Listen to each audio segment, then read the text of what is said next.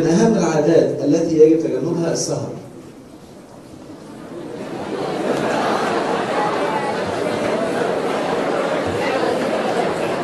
بقول لك ايه يا احمد يا عماره، ما تروح احسن.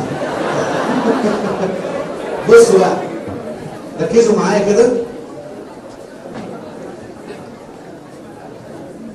ربنا سبحانه وتعالى خلقنا عشان نصحى وننام، وفي الكتالوج بتاعنا قال لنا نصحى بالنهار وننام بالليل. كويس؟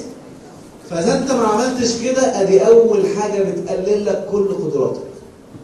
خلي بالك بقى، انا مش بتكلم على الذاكره بس، ده انت لو عايز تعجز اسهر، لو عايز وشك ما يبقاش فيه نضاره اسهر، لو عايز قدراتك ومناعتك تقل اسهر، لو عايز، انتبهوا، لو عايز حماسك ودافعيتك وانك تبقى قوي وعندك دافعيه من قوه الهدف تقل اسهر.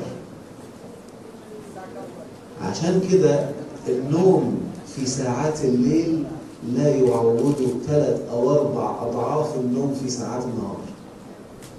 هو ربنا خالق الليل لباسا عشان ننام، والنهار معاشا عشان تعيش تقوم. فانت قلبت الآية، انت حر بقى، ما تزعلش. لا تلومن إلا إيه؟ بس خلاص، هذه أول قاعدة. هقول لكم معلومة كمان مهمة أوي، إن أحسن وقت للنوم اتعمل فيه أبحاث كتير، لقوا معلومة غريبة. 4 ساعات في الوقت اللي هو من 9 ل 2 مساء، لو نمت فيهم 4 ساعات، وساعتين في الوقت اللي هو من 11 ل 1 أو من 10 ل 2 في التوقيت ده. لو نمت 4 ساعات في التوقيت ده وساعتين في التوقيت ده، شهر كامل كل قدراتك هتضرب في 20 بس. لو انت نمت 4 ساعات في الفترة اللي هي من 9 ل 2 مساء، صباحا بقى اللي هو بعد العشاء، يعني 9 بعد العشاء أو 10 بعد العشاء لغاية الساعة 2، نمت فيهم 4 ساعات، وصحيت الساعة مثلا 2 أو 3، قعدت تذاكر وتلاقيها الساعة 11 الظهر، نايم لك ساعتين وصاحي تذاكر، وقعدت كده شهر كامل، بس كل قدراتك هتتضرب في 20. وعلى فكرة، ولو تخين هتخس لوحدك.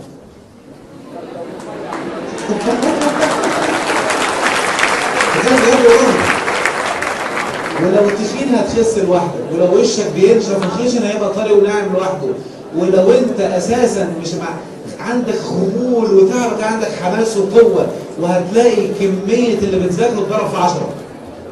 ركزوا معايا، وهتلاقي كميه اللي انت بتذاكره اتضرب في 10، وهتلاقي نفسك بعد ما كنت مكتئب بقيت سعيد. اكتبوا لي بعد كده، هتحسوه بعد شهر كده مكتئب. بس تنام 4 ساعات بالليل، 2 بالنهار. ما قدرتش، انا بقول دي احسن طريقه. لو انت عايز تكون 100% صح، دي احسن طريقه. انتبهوا بقى، لو ما قدرتش تعمل كده، خلي 6 ساعات بالليل. خلي ال6 ساعات بالليل. ما احنا اتفقنا بقى من بعد 9 لغايه 3، من 9 ل 3، تمام؟ معاك 9 10 11 12 1 2 3. ممكن تنام الساعة 10 11 12 1 2 3 4 معايا. المهم انك تخلي ال6 ساعات بالليل. كويس؟ وممكن برنامج على القهوة تسجله وتسمعه تاني يوم حلو. ماشي؟ طبعا احمد يونس هيطلع لي من 3. المهم فانا بقول لك الصح وانت حر. اللي انا اقصده ايه بقى؟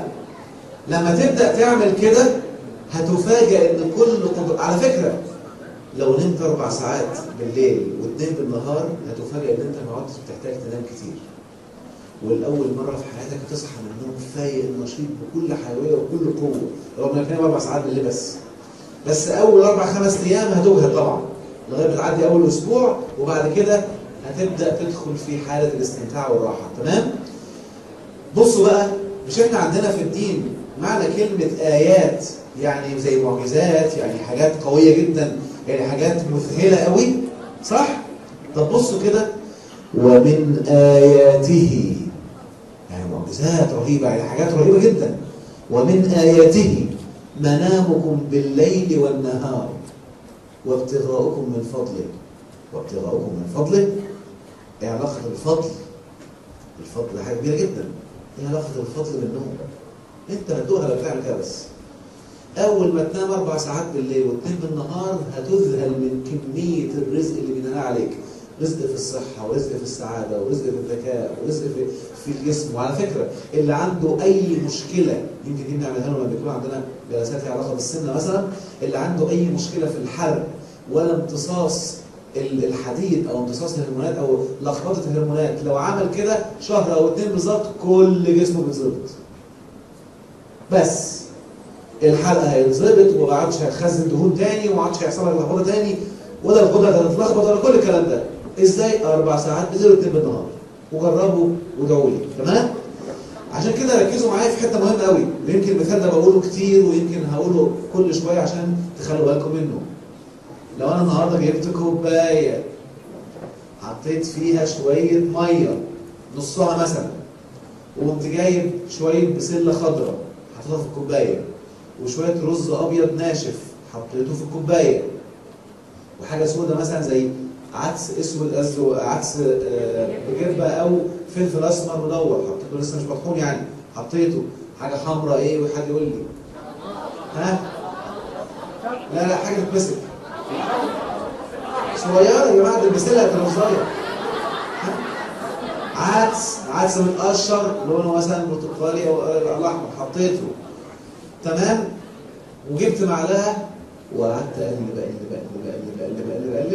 هي مش هتتقلب بس هما بيمشوا، واديت لحد مضاد قلت له يلا جميل طلع لي حبايه بسله. هيعرف يمسكها؟ لا هي بتلف. هيعرف يمسك؟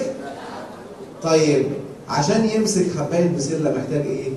يسيب الميه تهدى عشان يمسك البسله، صح؟ فهمت بقى يا جميل ليه بتبقى مذاكر والمعلومه مش عارف تمسكها؟